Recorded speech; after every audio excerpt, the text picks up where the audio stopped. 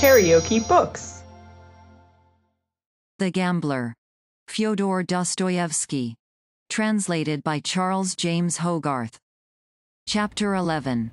The chair, with the old lady beaming in it, was wheeled away towards the doors at the further end of the salon, while our party hastened to crowd around her, and to offer her their congratulations.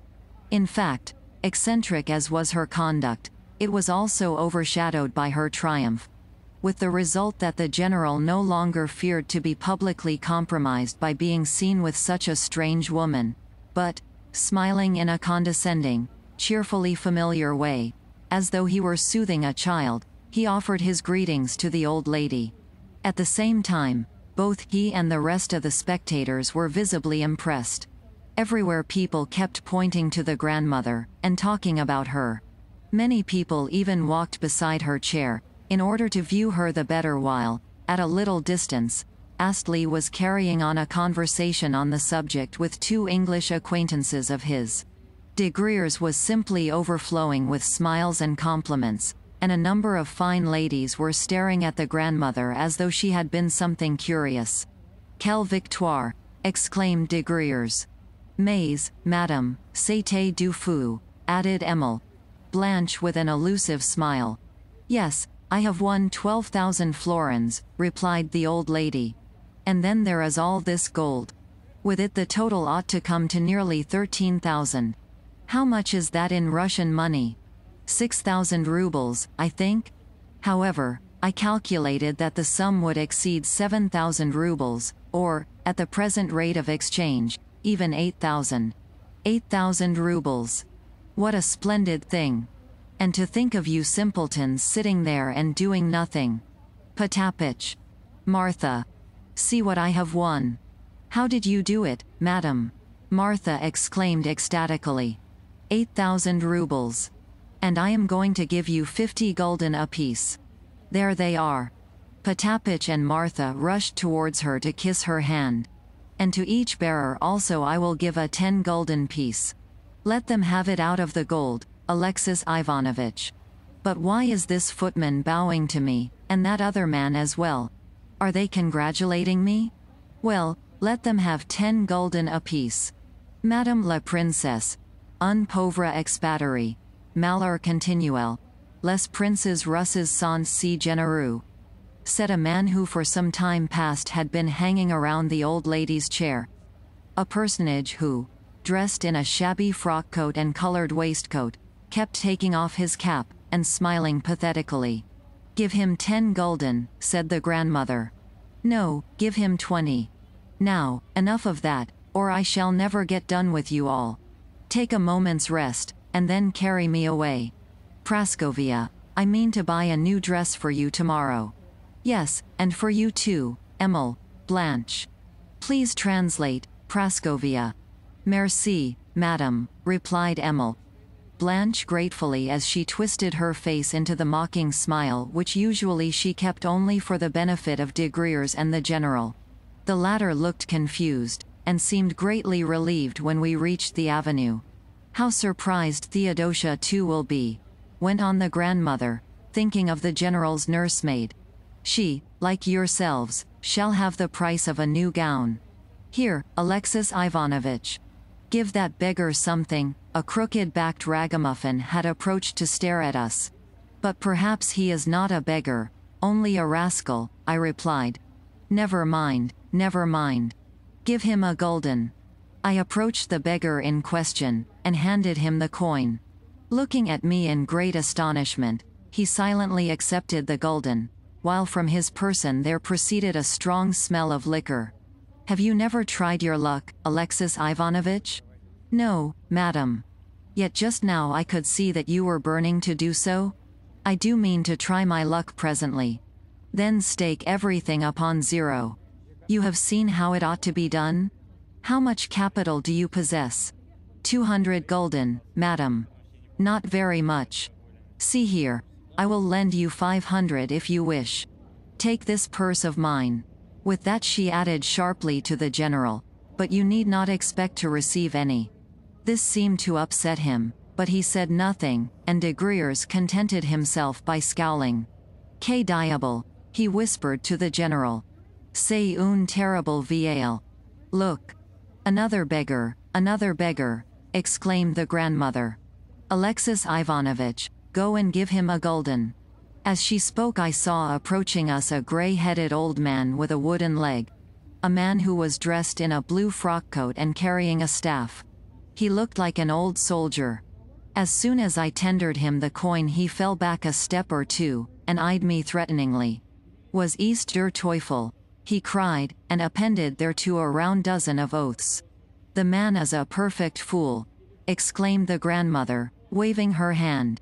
Move on now, for I am simply famished.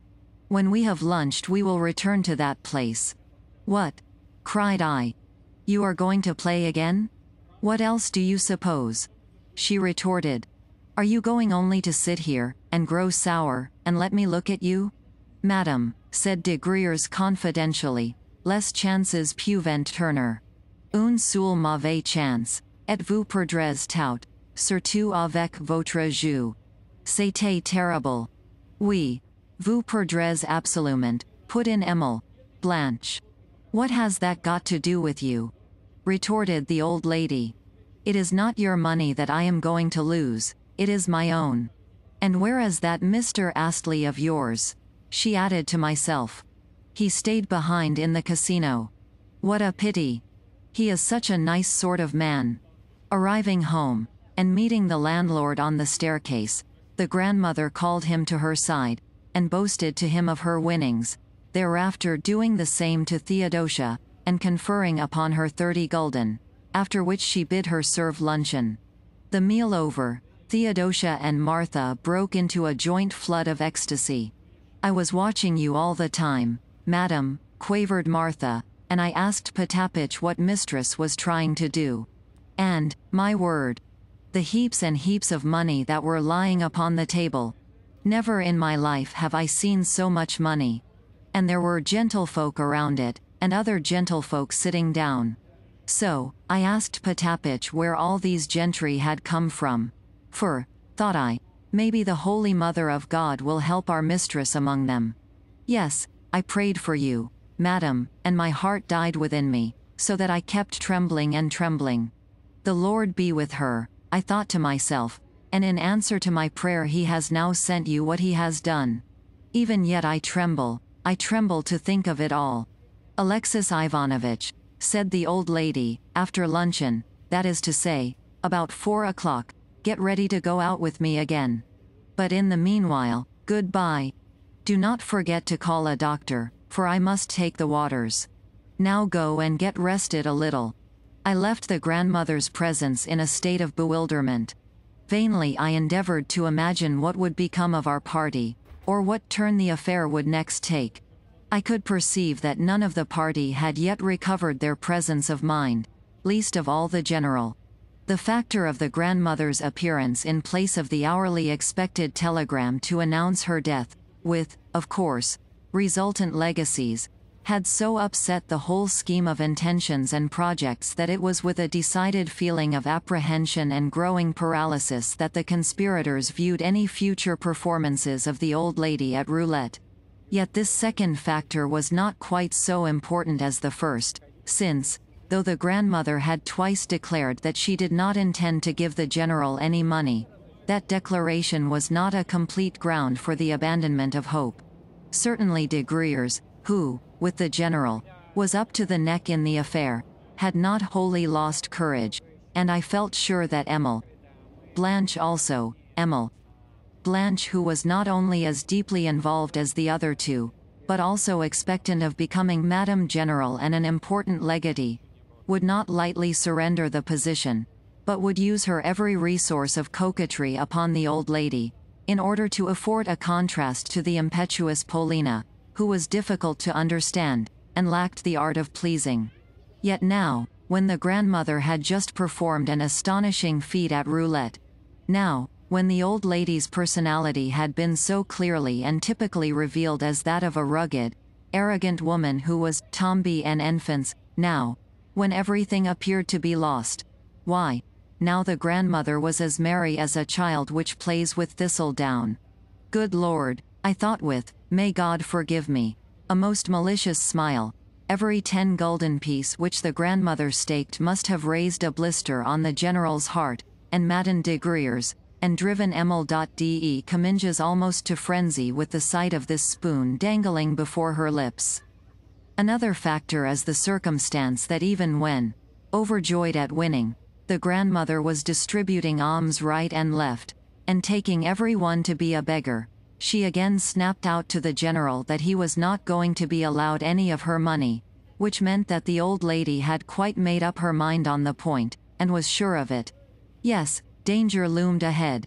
All these thoughts passed through my mind during the few moments that, having left the old lady's rooms, I was ascending to my own room on the top story. What most struck me was the fact that, though I had divined the chief, the stoutest, threads which united the various actors in the drama, I had, until now, been ignorant of the methods and secrets of the game. For Polina had never been completely open with me. Although, on occasions, it had happened that involuntarily, as it were, she had revealed to me something of her heart, I had noticed that in most cases, in fact, nearly always, she had either laughed away these revelations, or grown confused, or purposely imparted to them a false guise. Yes, she must have concealed a great deal from me. But, I had a presentiment that now the end of this strained and mysterious situation was approaching. Another stroke, and all would be finished and exposed. Of my own fortunes, interested though I was in the affair, I took no account. I was in the strange position of possessing but 200 gulden, of being at a loose end, of lacking both a post, the means of subsistence, a shred of hope, and any plans for the future, yet of caring nothing for these things. Had not my mind been so full of Polina, I should have given myself up to the comical piquancy of the impending denouement, and laughed my fill at it. But the thought of Polina was torture to me. That her fate was settled I already had an inkling, yet that was not the thought which was giving me so much uneasiness. What I really wished for was to penetrate her secrets. I wanted her to come to me and say, "I love you," and, if she would not so come, or if to hope that she would ever do so was an unthinkable absurdity, why, then there was nothing else for me to want. Even now I do not know what I am wanting. I feel like a man who has lost his way. I yearn but to be in her presence, and within the circle of her light and splendor, to be there now, and forever, and for the whole of my life. More I do not know. How can I ever bring myself to leave her? On reaching the 3rd story of the hotel I experienced a shock. I was just passing the general's suite when something caused me to look round. Out of a door about 20 paces away there was coming Polina. She hesitated for a moment on seeing me, and then beckoned me to her. "Polina Alexandrovna." "Hush. Not so loud. Something startled me just now," I whispered, and I looked round, and saw you. Some electrical influence seems to emanate from your form. Take this letter, she went on with a frown. Probably she had not even heard my words, she was so preoccupied, and hand it personally to Mr. Astley. Go as quickly as ever you can, please. No answer will be required. He himself, she did not finish her sentence. To Mr. Astley? I asked, in some astonishment. But she had vanished again. Aha! So the two were carrying on a correspondence. However, I set off to search for Astley, first at his hotel, and then at the casino, where I went the round of the salons in vain.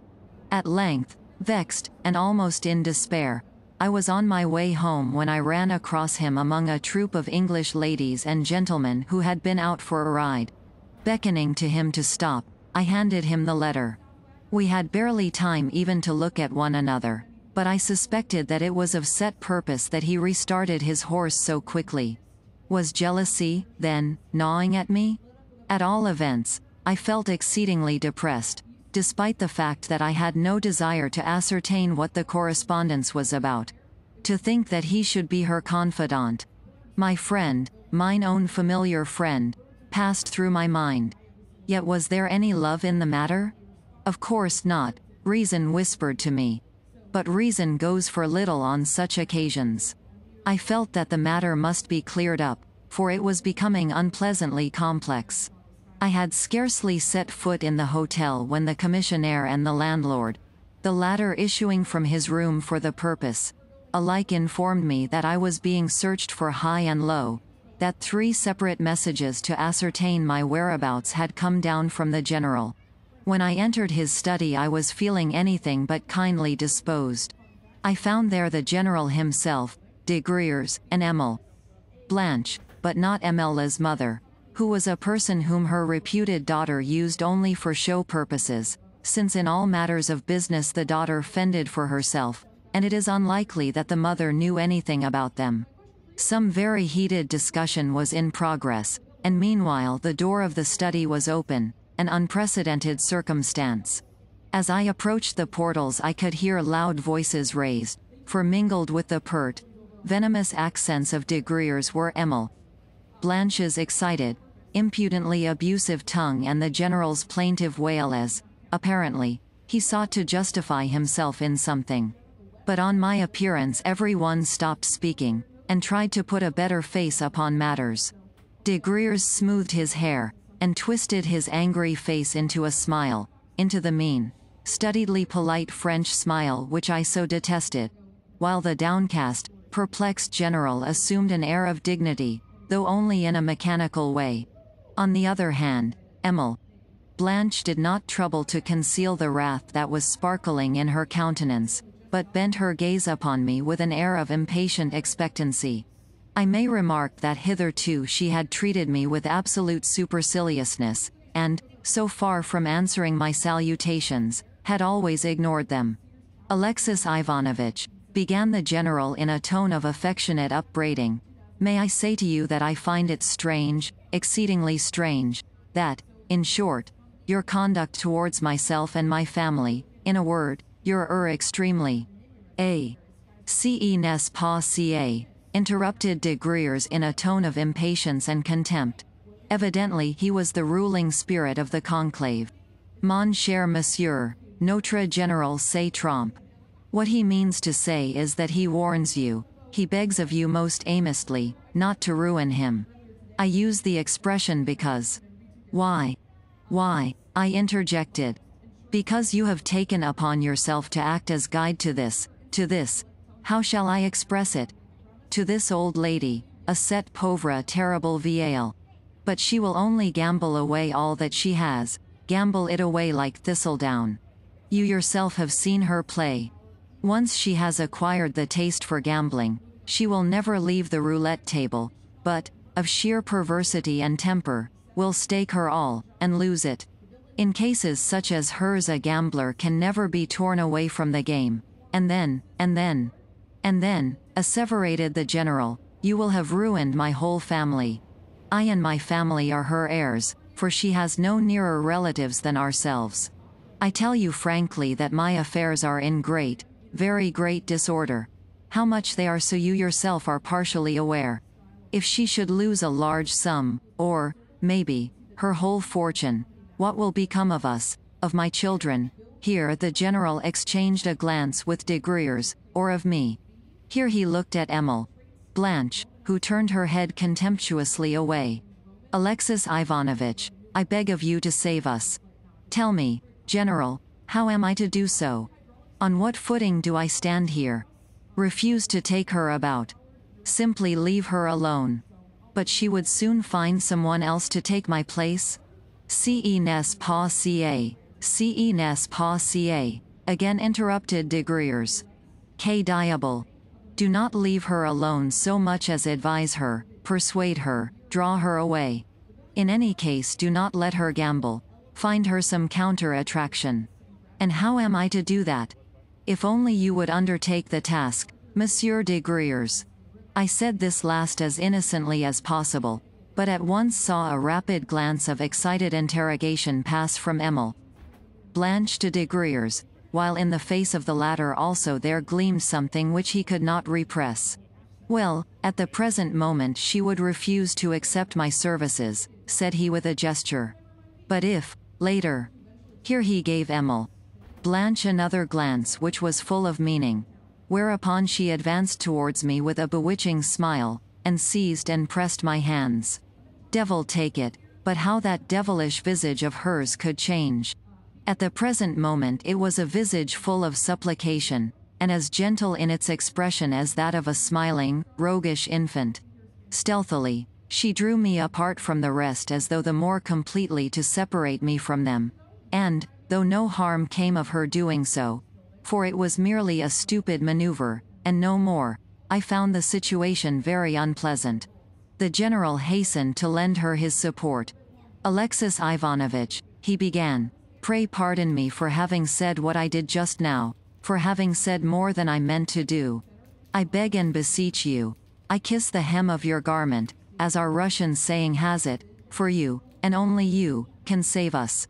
I and Emil.de Kaminjas, we all of us beg of you, but you understand, do you not? Surely you understand?" And with his eyes he indicated Emil, Blanche. Truly he was cutting a pitiful figure.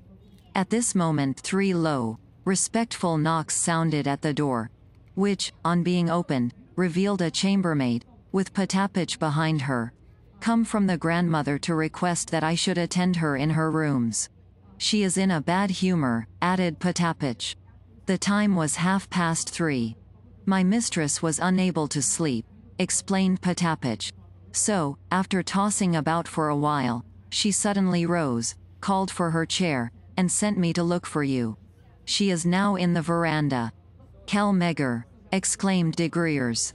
"True enough.